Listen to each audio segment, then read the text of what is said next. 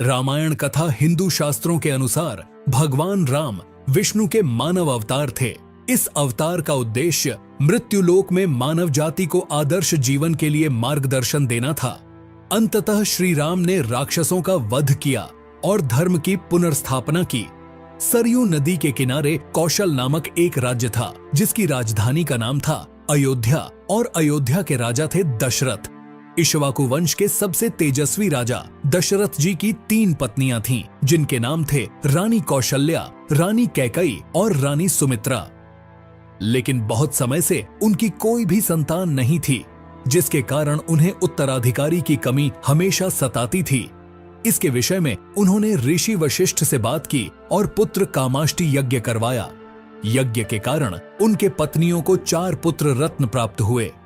उनकी पहली पत्नी माता कौशल्या से प्रभु श्री राम का जन्म हुआ, माता कैकई से भरत जी का जन्म हुआ और माता सुमित्रा से लक्ष्मण और शत्रुघ्न जी का जन्म हुआ। सभी राजकुमार शास्त्रों में और युद्ध कला में निपुण थे। भगवान श्री राम लगभग 16 वर्ष के हुए तब ऋषि विश्वामित्र राक्षसों के खिलाफ मदद की तलाश में राजा दशरथ से मिलने आए और यज्ञ में विघ्न डालने वाले राक्षसों का अंत करने में श्री राम और लक्ष्मण जी की मदद मांगी।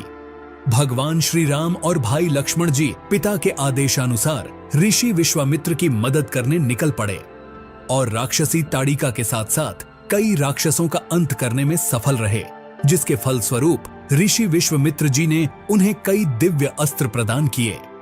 एक दूसरे प्रदेश मिथिला के राजा जनक भी निसंतान थे।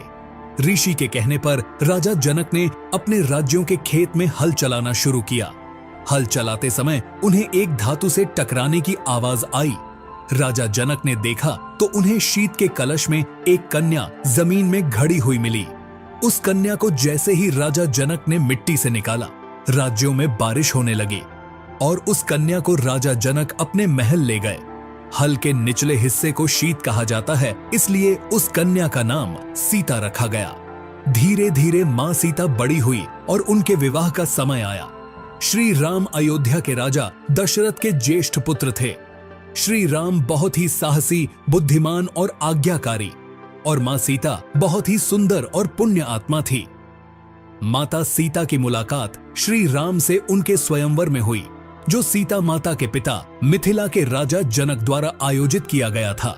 ये स्वयंवर माता सीता के लिए उत्तम वर की खोज में आयोजित किया गया था।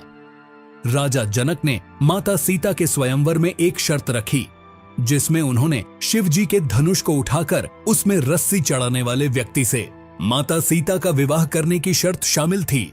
उस आयोजन में कई राज्यों के राजकुमार और राजाओं को आमंत्रित किया गया था।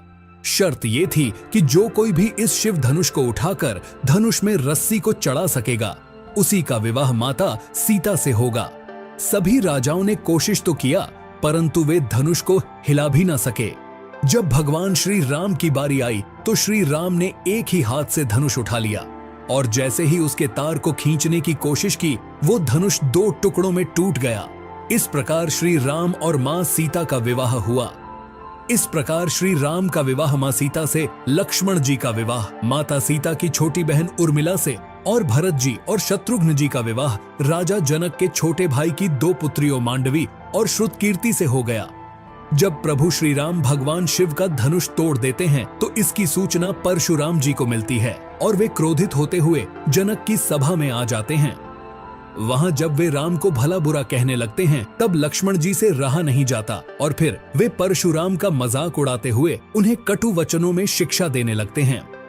बाद में श्री रामचंद्र जी और परशुराम जी में बहुत बहस होती है और अंत में श्री राम जी उनके क्रोध को शांत करते हैं और उन्हें अपना परिचय देते हैं और परशुराम जी वहां से चले जाते हैं। भगवान परशुराम को विष्णु जी का अवतार माना जाता है। जब श्री राम की एक तरफ राज तिलक करने की तैयारी हो रही थी, तभी उनकी सौतेली मां कैकई अपने पुत्र भरत को अयोध्या का राजा बनाने का षड्यंत्र रच रही थी। ये षड्यंत्र बूढ़ी मंथरा के द्वारा किया गया था। दरअसल रानी कैकई ने एक बार राजा दशरथ के जीवन की रक्षा की थी। तब राजा दशरथ ने उन्हें कुछ भी 2 वर मांगने के लिए कहा था, पर रानी कैकई ने कहा था कि वो समय आने पर जरूर मांग लेंगी। उसी वचन के बल पर रानी कैकई ने राजा दशरथ से पुत्र भरत के लिए अयोध्या का सिंहासन और श्री राम के लिए 14 वर्ष का वनवास मांगा। श्री राम तो आज्ञाकारी थे, इसलिए उन्होंने अपनी सौतेली मां कैकई की बातों को आशीर्वाद माना और देवी सीता और प्रिय भाई लक्ष्मण जी के साथ 14 वर्ष का वनवास व्यतीत करने के लिए राज्य छोड़कर चले गए। इस असीम दुख को राजा दशरथ जी सह नहीं पाए और उनकी मृत्यु हो गई।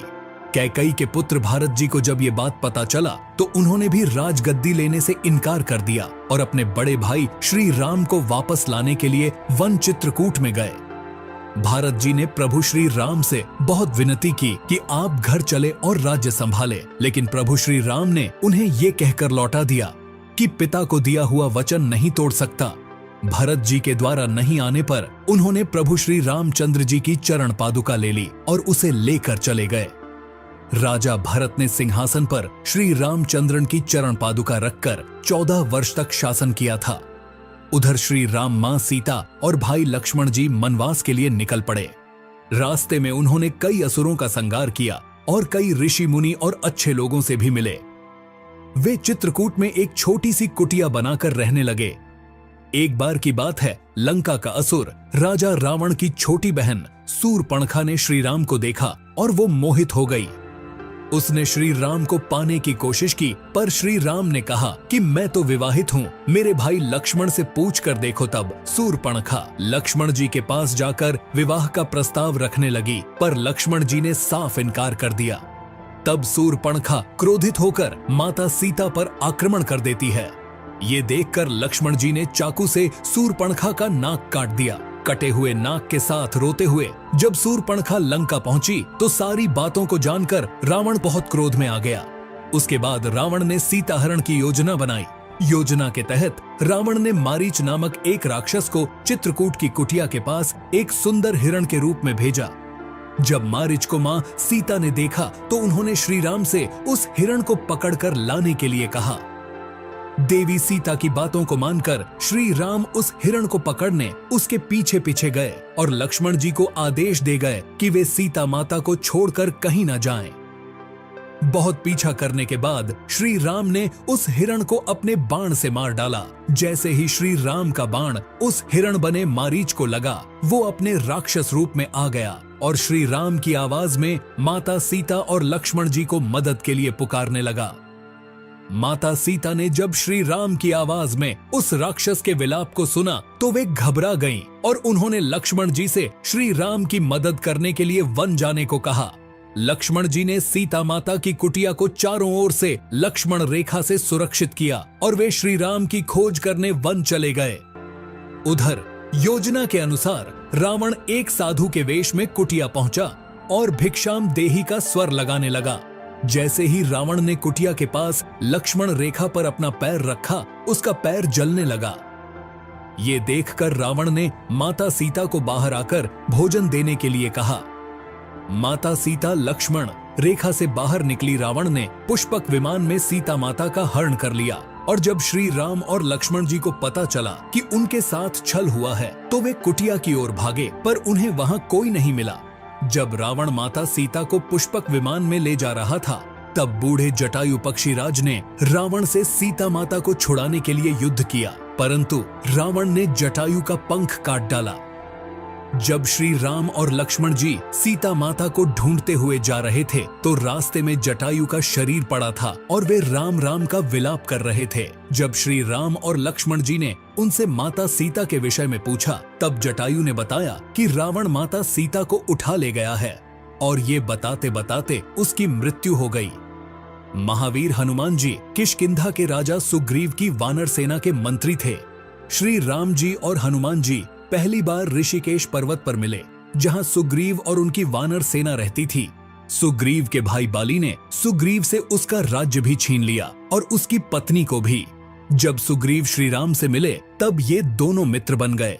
जब रावण पुष्पक विमान में सीता माता को ले जा रहा था तो माता सीता ने निशानी के लिए अपने आभूषण फेंक दिए थे। वो सुग्रीव की सेना के कुछ वानरों को मिला। जब उन्होंने श्री राम को वो आभूषण दिखाए तो श्री राम और लक्ष्मण जी के आंखों में आंसू आ गए। फिर श्री राम ने बाली का वध करके सुग्रीव को किष्किंधा का राजा बना दिया। सुग्रीव ने भी मित्रता निभाते हुए भगवान श्री राम को ये वचन दिया कि वो और उनकी वानर सेना सीता माता को रावण के चंगुल से छुड़ाने के लिए पूरी जी जान लगा देंगे। सुग्रीव और जामवंत जी ने मिलकर सुग्रीव की वानर सेना का नेतृत्व किया और चारों दिशाओं में अपनी सेना को भेजा। सभी दिशाओं में ढूंढने के बाद भी कुछ ना मिलने पर ज्यादातर सेना वापस लौट आई। दक्षिण की तरफ हनुमान जी एक सेना लेकर गए थे जिसका नेतृत्व अंगद कर रहे थे। जब वे दक्षिण समुद्र के तट पर पहुंचे तो वे भी उदास होकर विंध्य पर्वत पर इसके विषय में बातचीत कर रहे थे। वहीं पर एक बड़ा सा पक्षी बैठा था जिसका नाम था संपाति। संपाति वानरों को देखकर बहुत खुश हुआ और भगवान का शुक्रिया करने लगा। इतना सारा भोजन देने के लिए जब सभी वानरों को पता चला कि वो उन्हें खाने की कोशिश करने वाला था तो सभी उसकी घोर आलोचना करने लगे और महान पक्षी जटायु का नाम लेकर उसकी वीरता की कहानी सुनाने लगे। जैसे ही जटायु की मृत्यु की बात उसे पता चली वो जोर जोर से विलाप करने लगा।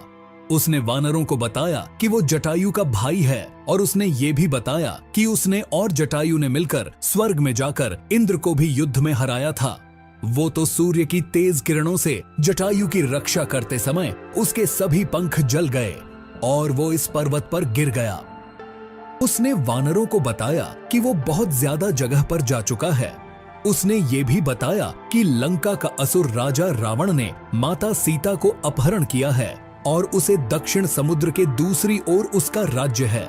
इसके बाद जामवंत जी ने हनुमान जी की सभी शक्तियों को याद दिलाया, जिसे सुनकर हनुमान जी का मन हर्षित हो गया और वे समुद्र तट किनारे स्थित सभी लोगों से बोले कि आप सभी यही मेरा इंतजार करें तब तक जब तक मैं सीता माता को देखकर वापस ना लौट आऊं।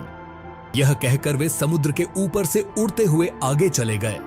रास्ते में जाते समय सबसे पहले मानिक पर्वत आया। पर्वत ने हनुमान जी से कुछ देर आराम कर लेने के लिए कहा, पर हनुमान जी ने उत्तर दिया कि जब तक मैं श्री राम जी का कार्य पूरा न कर लूं, तब तक मेरे जीवन में विश्राम की कोई जगह नहीं है। और वे उड़ते हुए आगे चले गए। देवताओं ने हनुमान जी की परीक्षा लेने के लिए सांपों की माता सुरसा को भेजा।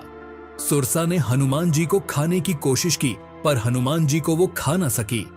उल्टा हनुमान जी उसके मुख में जाकर निकल गए और आगे चले गए। समुद्र में एक छाया को पकड़कर खा लेने वाली राक्षसी सिंहिका रहती थी। उसने हनुमान जी को पकड़ लिया, पर हनुमान जी ने उसे भी मार गिराया। समुद्र तट पर पहुंचने के बाद हनुमान जी एक पर्वत के ऊपर चढ़ गए और वहां से उन्होंने लंका की ओर देखा।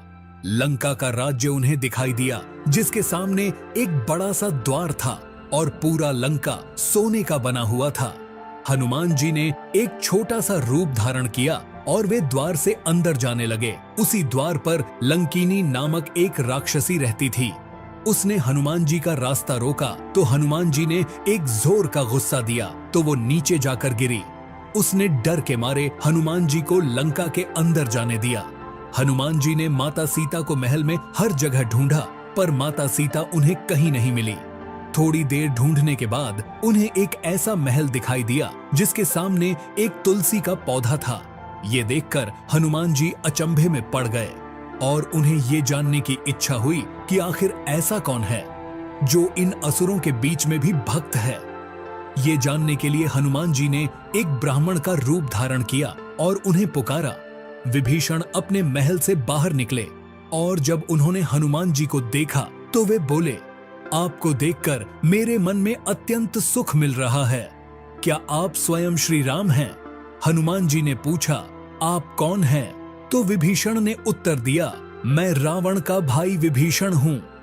ये सुनकर हनुमान जी अपने असली रूप में आ गए और श्री रामचंद्र जी के विषय में सभी बातें बताईं।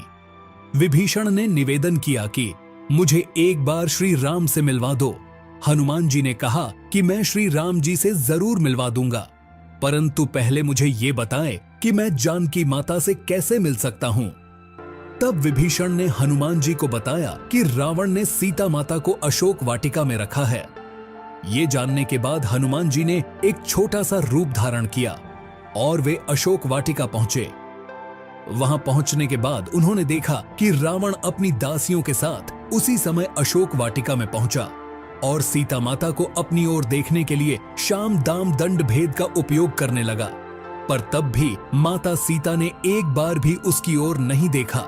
रावण ने सभी राक्षसियों को सीता माता को डराने के लिए कहा, पर त्रिजटा नामक एक राक्षसी ने माता सीता की बहुत मदद और देखभाल की थी और अन्य राक्षसियों को भी डराया, जिसे अन्य सभी राक्षसी भी माता सीता की देखभाल करने लगी। कुछ देर बाद हनुमान जी ने माता सीता के सामने श्री राम की अंगूठी डाल दी। श्री राम नाम से अंकित अंगूठी को देखकर सीता माता की आंखों से खुशी के आंसू निकल पड़े, परंतु सीता माता को संदेह हुआ कि कहीं ये रावण की कोई चाल तो नहीं। अब माता सीता ने पुकारा कि कौन है जो ये अंगूठी लेकर आया है।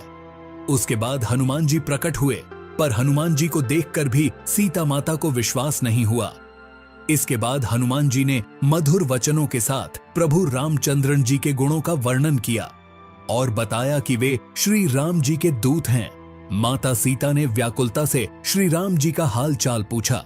हनुमान जी ने कहा, हे माते, श्री राम जी बिल्कुल ठीक है और वे आपको बहुत याद करते हैं। वे बहुत जल्द ही आपको लेने आएंगे और मैं शीघ्र ही आपका संदेश श्री राम जी के पास पहुंचा दूंगा। तब हनुमान जी ने सीता माता से श्री राम जी को दिखाने के लिए कुछ चीज मांगा, तो माता सीता ने हनुमान जी को अपने कंगन उतार कर दे दिए। अब इस सब के बाद हनुमान जी को बहुत भूख लगी थी, तो हनुमान जी अशोक वाटिका में लगे पेड़ों के फलों को खाने लगे। फलों को खाने के साथ साथ हनुमान जी उन पेड़ों को तोड़ने भी लगे। तभी रावण के सैनिकों ने हनुमान जी पर प्रहार किया और हनुमान जी ने सभी को मार गिराया। जब रावण को इस बात का पता चला कि कोई बंदर अशोक वाटिका में उत्पात मचा रहा है, तो रावण ने अपने पुत्र अक्षय कुमार को भेजा। हनुमान जी ने उसे क्षण भर में मार डाला। कुछ देर बाद जब रावण को अपने पुत्र की मृत्यु का पता चला, तो वो बहुत ज्यादा क्रोधित हुआ। उसके बाद रावण ने अपने ज्येष्ठ पुत्र मेघनाद को भेजा। हनुमान जी के साथ मेघनाद का बहुत ज्यादा युद्ध होता है और कुछ न कर पाने के बाद मेघनाद ने ब्रह्मास्त्र का सहारा लिया। ब्रह्मास्त्र का सम्मान करते हुए हनुमान जी स्वयं बंधक बन गए। हनुमान जी को रावण की सभा में लाया गया। रावण हनुमान जी को देखकर हंसा और फिर क्रोधित होकर उनसे प्रश्न किया, तूने किस कारण अशोक वाटिका को तहस नहस कर दिया? तूने किस कारण मेरे सैनिकों और पुत्र का वध कर दिया? क्या तुझे अपने प्राण जाने का डर नहीं है? यह सुनकर हनुमान जी ने उत्तर दिया, जिसने महान शिव धनुष को पल भर में तोड़ डाला, जिसने खरदूषण और बाली को मार गिराया, जिसकी प्रिय पत्नी का तूने अपहरण किया है। मैं उन्हीं का दूत हनुमान हूं। मुझे भूख लग रही थी, इसलिए मैंने फल खाए और तुम्हारे सैनिकों ने मुझे खाने नहीं दिया। अभी भी समय है, सीता माता को श्री राम को सौंप दो और उनसे क्षमा मांग लो। रावण हनुमान जी की बातों को सुनकर हंसने लगा और बोला, रे दुष्ट, तेरी मृत्यु तेरे सिर पर है। ऐसा कहकर रावण ने अपने मंत्रियों को हनुमान जी को मार डालने का आदेश दिया। ये सुनकर सभी मंत्री हनुमान जी को मारने दौड़े। तभी विभीषण वहां आ पहुंचे और बोले, रुको, दूत को मारना सही नहीं होगा। ये नीति के विरुद्ध है, इसे कोई और दंड देना चाहिए। सभी ने कहा कि बंदर की पूंछ उसे सबसे प्यारी होता है, क्यों ना तेल में कपड़ा डुबाकर इसके पूंछ में बांधकर आग लगा दिया जाए। हनुमान जी की पूंछ में तेल वाला कपड़ा बांधकर आग लगा दिया गया। जैसे ही पूंछ में आग लगी, हनुमान जी बंधन मुक्त होकर एक छत से दूसरे छत में कूदते गए और पूरी सोने की लंका में आग लगाकर समुद्र की ओर चले गए और वहां अपनी पूंछ में लगी आग को बुझा लिए। वहां से सीधा हनुमान जी श्री राम के पास लौटे और वहां उन्होंने श्री राम को सीता माता के विषय में बताया और उनके कंगन भी दिखाए। सीता माता की निशानी को देखकर श्री राम भावुक हो गए। अब श्री राम और वानर सेना के चिंता का विषय था कि कैसे पूरी सेना समुद्र की दूसरी ओर जा सकेंगी। श्री राम जी ने समुद्र देव से निवेदन किया कि वे रास्ता दे ताकि उनकी सेना समुद्र पार कर सके, परंतु बार बार कहने पर भी समुद्र देव ने उनकी बात नहीं माने। तो भगवान श्री राम ने लक्ष्मण जी से धनुष मांगा और अग्नि बाण को समुद्र पर साधा, जिसे कि पानी सूख जाएगा और वे आगे बढ़ सकेंगे। जैसे ही श्री राम ने ऐसा किया, समुद्रदेव डरते हुए प्रकट हुए और श्री राम से माफी मांगी और कहा, हे नाथ, ऐसा न करे। आपके इस बाण से मेरे में रहने वाले सभी जीव और जीवित प्राणियों का अंत हो जाएगा। श्री राम जी ने कहा, हे समुद्रदेव, हमें ये बताए कि मेरी ये विशाल सेना इस समुद्र को कैसे पार कर सकेंगे। समुद्रदेव ने कहा, हे रघुनंदन राम, आपकी सेना में 2 वानर हैं, नल और नील। उनके स्पर्श करके किसी भी बड़े से बड़े पत्थर को पानी में तैराया जा सकता है। ये कहकर समुद्रदेव चले गए। उनके सलाह के अनुसार नल और नील ने पत्थरों पर श्री राम का नाम लिखा और समुद्र में फेंक कर देखा तो वो पत्थर तैरने लगा। उसके बाद एक करके नल और नील ने पत्थरों को फेंकते रहे और समुद्र के अगले छोर तक पहुंच गए। श्री राम ने अपनी सेना के साथ समुद्र किनारे डेरा डाला। जब इस बात का पता रावण की पत्नी मंदोदरी को चला, वो घबरा गई। उसने रावण को बहुत समझाया, पर रावण नहीं समझा और सभा में चला गया। रावण के भाई विभीषण ने भी रावण को बहुत समझाया और सीता माता को सम्मान पूर्वक श्री राम को सौंप देने के लिए कहा, परंतु ये सुनकर रावण क्रोधित हो गया और अपने ही भाई को लात मारकर बाहर कर दिया। विभीषण ने अपना राज्य छोड़ दिया और वे श्री राम के पास गए। प्रभु श्री राम ने भी खुशी के साथ उन्हें स्वीकार किया और अपने डेरे में रहने के लिए जगह दी। आखिरी बार श्री राम ने शांति संदेश के रूप में बाली का पुत्र अंगद कुमार को भेजा था, पर वहां पर सभी उनका उपहास करने लगे। तब अंगद कुमार ने भरी सभा में रावण की पूरी सेना को चुनौती दिया कि अगर कोई भी उसका पैर उठा लेगा तो वो अपनी हार स्वीकार कर लेंगे और प्रभु श्री राम की सेना के साथ लंका से लौट जाएंगे। ऐसा कहकर अंगद कुमार ने अपना पैर जमा दिया। इसके बाद रावण के दरबार में एक एक करके सभी योद्धा आने लगे, लेकिन कोई भी अंगद कुमार का पैर उठा नहीं पाया। रावण के पुत्र मेघनाद ने भी कोशिश की और वो भी असफल रहा। अब रावण खुद अंगद कुमार का पैर उठाने आया और जैसे ही रावण अंगद कुमार का पैर पकड़ने नीचे झुका, उसका मुकुट नीचे गिर गया तो अंगद कुमार ने अपना पैर हटा लिया और कहा कि ये चुनौती सिर्फ उनके सेना के लिए थी। ऐसा कहकर अंगद कुमार वो मुकुट लेकर वहां से चले गए। इसके बाद श्री राम और रावण की सेना के बीच भीषण युद्ध हुआ। इस युद्ध में लक्ष्मण जी पर रावण के पुत्र मेघनाद ने शक्ति बाण से प्रहार किया था, जिसके कारण हनुमान जी संजीवनी बूटी लेने के लिए हिमालय पर्वत पर गए थे, परंतु वे उस पौधे को पहचान न सके, जिसके कारण वे पूरा हिमालय पर्वत उठा लाए थे। रावण के भाई कुंभकर्ण जैसे महारथी असुर को भी भगवान श्री राम ने अपने बाण से मार गिराया।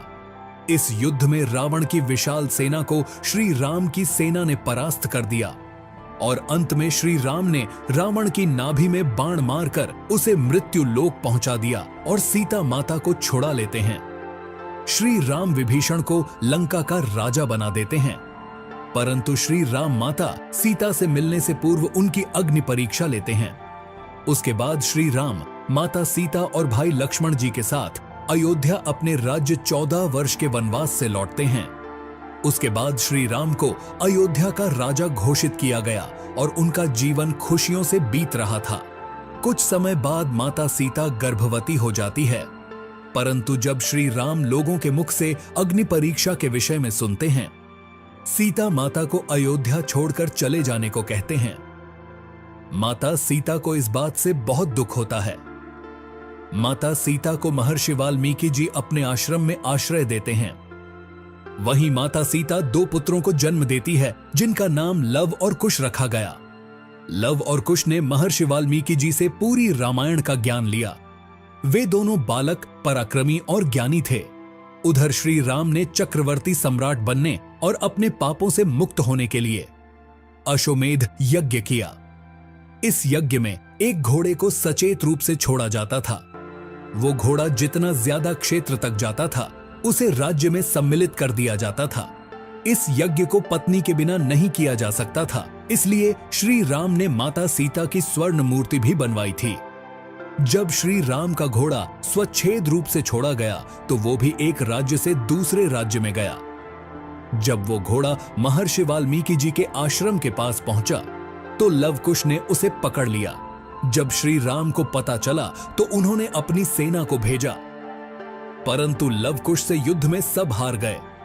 जब श्री राम वहां पहुंचे तो उन्होंने उन बालकों से पूछा कि वे किसके पुत्र हैं, तो लवकुश ने माता सीता का नाम लिया। जब श्री राम ने यह सुना तो उन्होंने बताया कि वे उनके पिता हैं। यह सुनकर लवकुश भी बहुत खुश हुए और श्री राम से गले मिल गए। उसके बाद वे मां सीता से आश्रम में जाकर मिले